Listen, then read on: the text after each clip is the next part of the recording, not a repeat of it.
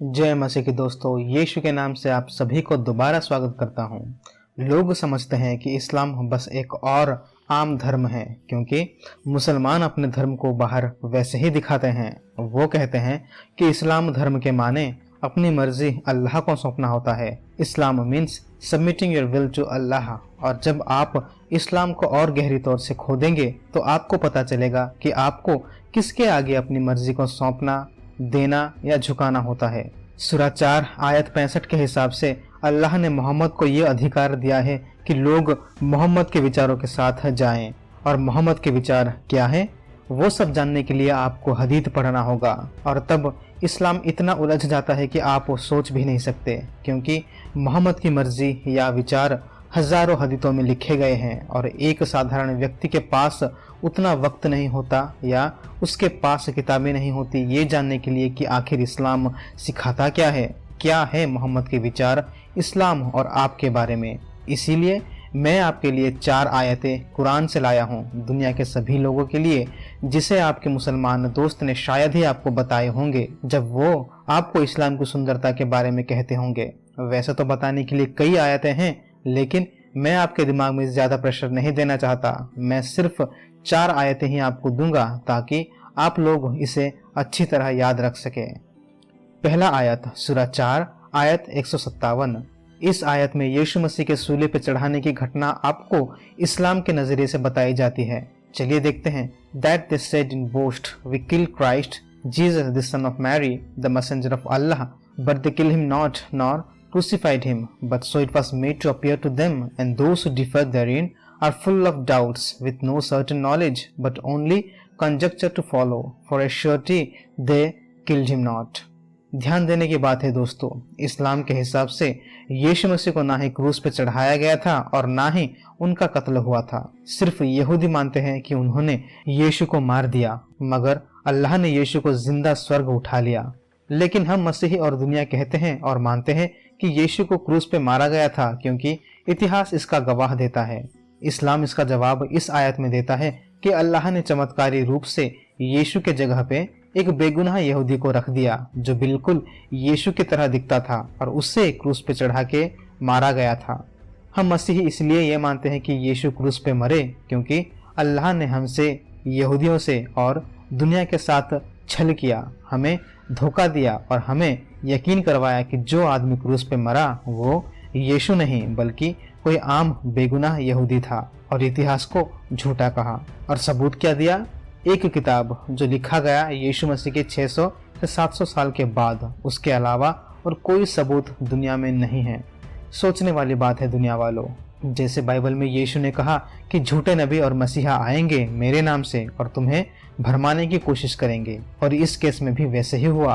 अल्लाह ने हमें और दुनिया को 600 साल तक भरमाया, फिर उनकी नींद टूटी और एक अरब के मूर्ति पूजक से कहलवाया कि यीशु उस दिन क्रूस पे नहीं मरे। ध्यान से सोचिए इस बात को। दूसरा आयत सूरा 5 आयत 47। मुसलमान हमेशा कहते हैं कि बाइबल करप्ट हो चुका है और हमें बाइबल को नहीं पढ़ना चाहिए, लेकिन कुरान में ऐसी कई आयतें हैं जो ये कहता है कि अगर कोई ये कहे कि बाइबल करप्ट है या बदल गया है तो वो अल्लाह की निंदा करता है, उसके खिलाफ हो जाता है और अल्लाह को झूठा कहता है। और इस आयत में अल्लाह हमें यानी मसीहियों को आज्ञा देता है कि हमें बाइबल के आधार पर ही जीना चाहिए। चलिए पढ़ते हैं। Let the people of the gospel जज by what Allah had revealed therein. If any do fail to judge by the light of what Allah had revealed, they are no better than those who rebel. तो हमने देखा अल्लाह यहाँ कह रहे हैं कि अगर हम मसीही और यहूदी गॉस्पल को यानी नए नियम उसको ना माने तो हम अल्लाह के विरोधी हैं। सोचने वाली बात है यहाँ कि मुसलमान कहते हैं कि गॉस्पल करप्ट हो चुका है और हमें नहीं पढ़ना चाहिए, पर उनके खुदा कुरान में हमें आज्ञा दे रहे हैं कि हम गॉस्पल के आधार से ही सभी चीज़ों का न्याय करें। और अगर हम अल्लाह की बात माने तो इस्लाम एक झूठा धर्म है, क्योंकि गॉस्पल कहता है कि यीशु खुदा है, यीशु सूली पे मरे, मगर वो कहता है कि यीशु सूली पे नहीं मरे। और जब हमने गॉस्पल के आधार से अल्लाह, कुरान और इस्लाम का न्याय किया तो अल्लाह, कुरान और इस्लाम झूठे निकले। बुरे फंसे इस्लाम के खुदा अल्लाह। तीसरा आयत सूरा 9 आयत 29। अगर आपने कभी सोचा है कि क्यों गैर मुसलमानों के ऊपर अत्याचार होता है जिस देश में मुसलमान मेजॉरिटी बहुसंख्यक में होते हैं, उसका कारण आपको कुरान में ही मिल जाता है। अल्लाह मुसलमानों को आज्ञा देता है कि जब आप मुसलमान उस देश में या उस जगह पे बहुसंख्यक हो जाओ तो दूसरे विश्वास के लोगों को दबा के उन्हें नीचा करके रखो, खास करके यहूदी और मसीहियों को, क्योंकि अल्लाह इन दो वर्ग के लोगों से बहुत ही नफरत करते हैं। ये देखिए क्या लिखा है इस आयत में, लड़ो those who believe not in Allah nor the last day nor hold that forbidden which hath been forbidden by Allah and his messenger nor acknowledge the religion of truth even if they are of the people of the book until they pay the jizya with willing submission and feel themselves subdued। ये आयत कहता है कि उनसे लड़ो जो अल्लाह को, आखिरी दिन यानी जजमेंट डे को, इस्लाम को, मोहम्मद को ना माने। ध्यान से देखिए, यहाँ ये नहीं लिखा है कि जो तुम पे हमला करे तो उससे अपनी जान बचाने के लिए लड़ो।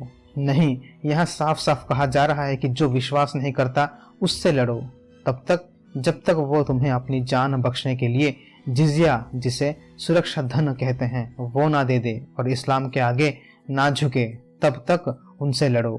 अगर आपको जानना है कि सुरक्षा धन क्या है तो आप इस वीडियो को देख सकते हैं, डिस्क्रिप्शन बॉक्स में आपको लिंक मिल जाएगा। सोचिए दोस्तों, भारत एक हिंदू बहुसंख्यक देश है। कल को अगर मोदी जी कहे कि सभी मुसलमान और मसीही और जो भी भारत में माइनॉरिटी अल्पसंख्यक लोग हैं उन्हें अगर जिंदा रहना है तो सुरक्षा धन देना होगा या हिंदू धर्म में कन्वर्ट होना होगा और हिंदू धर्म के सामने झुकना होगा, तो क्या करेंगे आप? शुक्र है हमारे संविधान की। लेकिन सोचिए, कल को भारत में ऐसा हो जाए तो क्या करेंगे आप? ठीक वैसे ही इस आयत में इस्लाम के खुदा अल्लाह मुसलमानों को आज्ञा दे रहे हैं कि मसीही और यहूदियों से लड़ो जब तक वो इस्लाम को कबूल ना करे या अपनी जान बख्शने के लिए सुरक्षा धन ना दे। इसी एक आज्ञा की वजह से आज दुनिया में मौत का तांडव हो रहा है, क्योंकि वो लोग इस आयत को मान के अल्लाह की आज्ञा मान रहे हैं, अपनी इच्छा अल्लाह को सौंप रहे हैं, सबमिटिंग देयर विल टू अल्लाह। चौथा सूरा 9 आयत 68। लेकिन मेरे दोस्तों, क्यों मुसलमान हमसे नफरत करने में या हमारे ऊपर शासन करने में सक्षम है या लायक है? क्योंकि इस्लाम के हिसाब से, अल्लाह के हिसाब से और मोहम्मद के हिसाब से हम सब जो मुसलमान नहीं हैं, हम सब सबसे घटिया प्राणी हैं दुनिया में। पढ़िए इस आयत को, Those who reject truth among the people of the book and among the polytheists will be in hellfire to dwell therein for aye they are the worst of creatures। चलो ये मान लिया कि जो इस्लाम को नहीं मानेगा वो नरक में जाएगा, क्योंकि आपके हिसाब से इस्लाम सही धर्म है।